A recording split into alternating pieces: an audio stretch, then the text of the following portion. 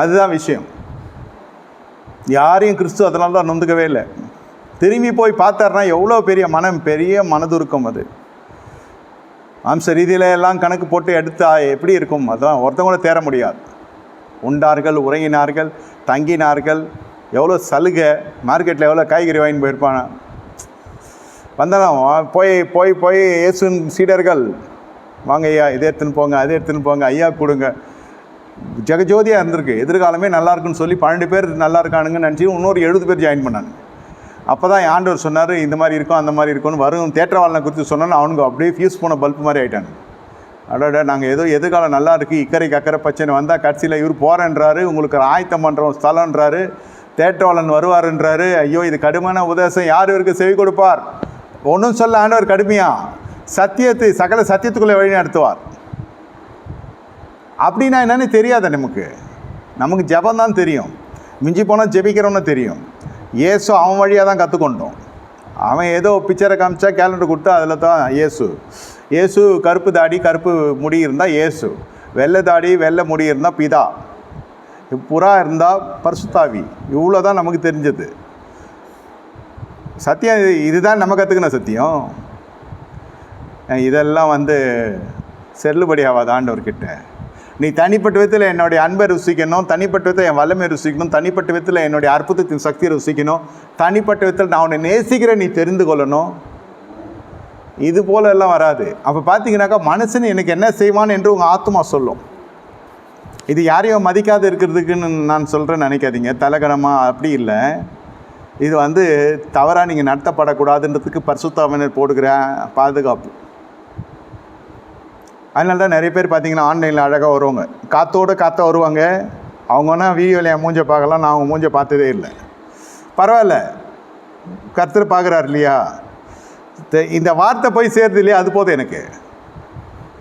அதே மாதிரி அவங்களும் ஜிபே அந்த மாதிரி எதனா பண்ணிட்டு போயினே இருப்பாங்க. காற்றுலே வருவாங்க, காற்றுலே பே பண்ணுவாங்க, காற்றுலே கொண்டாடுவாங்க, ஆராதிப்பாங்க. எல்லாம் அந்த வேவ்ஸ்லேயே போகும். தேவன் ஆவியாக இருக்கிறார், அந்த மாதிரியா என்னன்னு தெரில.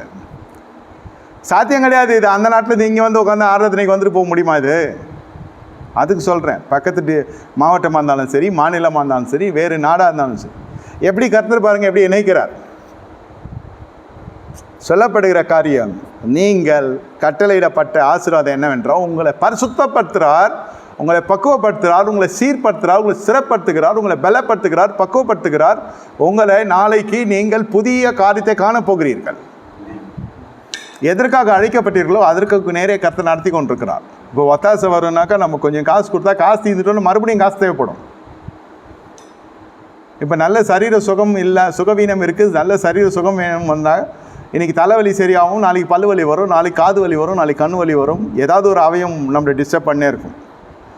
இல்லைன்னா மன பிரச்சனைகள் இருக்கும், பண பிரச்சனை இருக்கும், சரீரத்தை வெளியரங்கமான பிரச்சனை இருக்கும், உள்ளரங்கமான பிரச்சனை இருக்கும். ஒன்று போனால் ஒன்று வரத்தான் செய்யும். ஆனால் இது அப்படி அல்ல. ஒத்தாசை வரும் என்றால் இதெல்லாம் வாழ்க்கையில் திருப்பி போட்டாலும் இது எல்லாம் தழும்பாயிடும். வாழ்க்கையில் பெரிய மார்க் ஆகிடும். நான் 16 வயசு சிலுவையை பார்த்தது, என்னை தேடி வந்த சுவிசேஷம்லாம் அவ்வளோதான். எல்லாமே அது வேறு மாதிரி இருந்துச்சு. அவங்களுக்கு சொல்ல மனப்பக்கம் இல்லையோ, இல்லை எனக்கு புரிஞ்சுக்கிற மனப்பக்கம் இல்லையோன்றதெல்லாம் இல்லை. நான் தேவனை நேரே சந்தித்தவன். பெருமைக்காக சொல்ல, தாழ்மையோடு சொல்கிறேன். அதனால தான் அது மாதிரி கொண்டக்கான ஒரு இப்போ நீங்கள் கேட்குற மாதிரி சுவிசேஷமோ இப்போ காக்கிற மாதிரிலாம் அப்போ இல்லை. எடுத்தாங்க ஒருத்தன் பேசுறது தான் அப்போது. அவனுக்கும் தெரியாது மேட்ரு. அவன் ஊழியர் சேனை வாஞ்சியில் எல்லாம் பிசாசு, நான் தான் ஒஸ்தி அப்படின்னா எப்படி இருக்கும் புதுசாக வரவங்கிட்ட? ஒரு பரிசுத்தம்னு சொல்லிட்டா எங்கள் தாத்தா ஃபோட்டோ பார்த்து இது சாத்தான்ட்டான். இப்போ எங்கள் பாட்டி டென்ஷன் ஆகிட்டாங்க. இப்படி தான் ஆரம்பிச்சது சுவிசேஷம் வீட்டில். இருக்கட்டும் ஐயா, எப்படி பேசுகிறேன்னு தெரியாது, உங்களுக்கு தெரியாது. இந்த மாதிரி ஒரு மொட்டத்தனமான சுவிசேஷத்தில் நான் ரட்சிக்கப்படுறேன்னு நீங்கள் நினைப்பீங்களா? வேணாம் ஐயா, நீ ஏஞ்சி போய்டு. பர்த்டே இருக்குது December 24 எங்கள் வீட்டில் ஏசுக்கு ஏற்கனவே ஒரு இடம் இருந்துச்சு.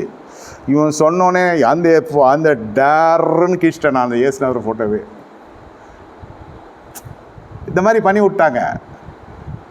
அவரே எனக்கு சிலுவையில் தரிசனம் ஆனார். அவரே அந்த சிலுவையே எனக்கு சொப்பனத்தில் வந்த தொட்டு இதெல்லாம் எனக்கு பெருசாக படல. அதுக்கப்புறம் அவங்களும் திரும்பவும் இல்லை.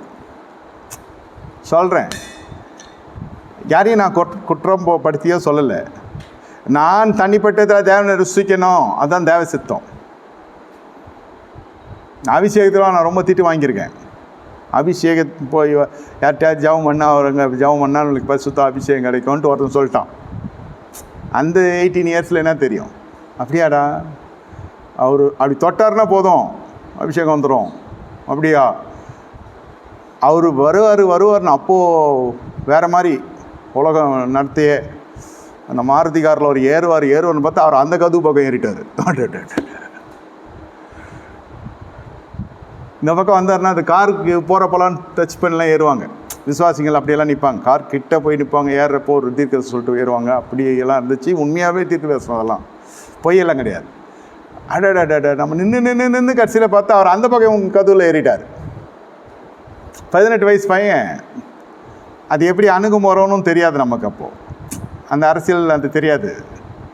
எப்படி ஒருத்தர்கிட்ட பேசணும், எப்படி தனிப்பட்ட விதத்தில் போய் சந்திக்கிறோன்னு அந்த நாகரிகமும் தெரியாது. நான் என்ன சொல்ல வரேன்னு உங்களுக்கு புரியும். அதுக்கு ஒரு கட்டமைப்பு இருக்கு இல்லையா, அதெல்லாம் தெரியாது. இந்த எதுவுமே உதவாதுன்ற நான். அபிஷேகிக்கிறவர் தேவன். நான் எல்லாமே தனிப்பட்ட விதத்தில் இப்போ நீங்கள் ஆலயமாக கட்டப்பட்ட இந்த இடத்துல தான் நான் அக்கினியை பார்த்தேன், சிலுவையை பார்த்தேன். ஒரு ரூமில் அக்கினியை பெற்றேன், இன்னொரு ரூமில் சிலுவையை தரிசனத்தை பெற்றேன். எல்லாருமே என்ன கேட்பாங்க ஊழியத்தில், இந்த நாட்கள் வரைக்கும் கேட்பாங்க, எப்படி இந்த காரியங்கள் உங்களுக்கு வந்துச்சு? நான் சொன்னேன், தேவனே இறங்கி வந்து கொடுத்தார். இல்லை, மனசை ரீச் பண்ண முடியல, தெரியல, அந்த நாகரிகமும் தெரியல, அந்த ஒரு பின்னணியும் கிடையாது, பின்புலமும் கிடையாது. ஆனால் இது ரெக்கமெண்டேஷனில் வர்றதில்லை அபிஷேகம், அதுன்னு தெரிஞ்சுக்கணும். நான் போப்பாண்டவர் பேரனாக இருந்தால் கூட எனக்கு கிடைக்காத அபிஷேகம். சொல்கிறேன், எக்ஸாம்பிள் சொல்கிறேன். எவ்வளோ பெரிய ஆட்கள்லாம் ரெக்கமெண்ட் பண்ணி வர்றதில்லை அபிஷேகம், சிபார்சில் வர்றதில்லை, அவன் பருந்து பேசலாம் வர்றதில்லை. அபிஷேகம் பெறத்துக்கு நான் சரியாக இருக்கணும், என்ன தடைன்றாவது தெரியணும். தாகம் வேணால் வளர்க்கணும். தாகம் வந்து வந்து வந்து எல்லாம் மூஞ்சிகளாக தான் பார்த்தேன், மனுஷ முகம்தான் நான் பார்த்தேனே தவிர யாரையும் தவறாக சொல்ல. இவர் தொட்ட அபிஷேகம் வரும், அவர் தொட்ட அபிஷேகம் வரும்ன்ற அந்த விசுவாசம் தான் இருந்துச்சு தவிர தேவன் தொட்டால் தான் அபிஷேகம் என்ற அந்த தெளிவு வரல. அதனால தான் அவ்வளோ லோல்பட்டது. இதில் நிறைய பேர் கோச்சின்னு இருக்காங்க, சட்டுன்னு மூஞ்சை காமிச்சிடுவாங்க. சின்ன பையன் தானே, திட்டலாம் இல்லையா? அது யார் போதகர் திட்டுறதுலாம் பெரிய விஷயமா எடுத்துக்கூடாது. அப்போ இருந்த மார்க்கம் வேறு. நானும் அது திட்டுலாம் வாங்கியிருக்கேன், மற்றவங்கெல்லாம் அடியை வாங்கியிருக்கான். ஆமாம், அது பாதைகள் வேறு. இப்போ மாதிரியெல்லாம் கிடையாது. இப்போ போலீஸில் கம்ப்ளைண்ட் பண்ணுறோம். இப்போ இருக்கிறது விஷயம் வேறு. அப்போது சொல்லுவாங்க, எலிசா கூடவே இருந்தார், எலியாவோட அந்த அபிஷேகம் வந்தது, நம்மளும் கூட போகலாமா அந்த அபிஷேகத்துக்காகவே? அவர் பொட்டியை தூக்குனா நம்மளுக்கு அபிஷேகம் வருமா? இப்படியெல்லாம் இருந்துச்சு மனநிலை. தாகமாகப்பட்டது இப்படிலாம் போச்சு. கர்த்தர் பார்த்தார், அதெல்லாம் வேணாம், உட்கார் வீட்டில் உட்கார முடியுமா? கேட்க மாட்டாங்களா என்ன உட்காந்துட்டே இருக்கேன்னு? நான் சொல்கிறது உங்களுக்கு புரியும். உட்காரு, இன்னி வரைக்கும் உட்காந்து தான் இருக்கேன்.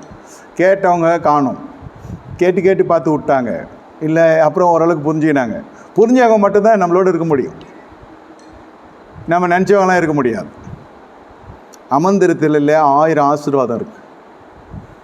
அதெல்லாம் கற்றுக் கொடுத்தவர் கர்த்தர். பிரசங்கம் பண்ணணுன்ட்டு எப்பவும் பைபிள் படிக்க மாட்டேன், பைபிள் படிக்கணும்னு படிப்பேன். அது பிரசங்கத்தில் யூஸ் ஆகும். நான் சொல்கிறது உங்களுக்கு புரிஞ்சிருக்கும். நீங்கள் தேவன் நீங்கள் நினைக்கிறதை போல அல்ல. ஆட்களை வைத்து உன்னை ஆசீர்வதிப்பார் நினைக்காத.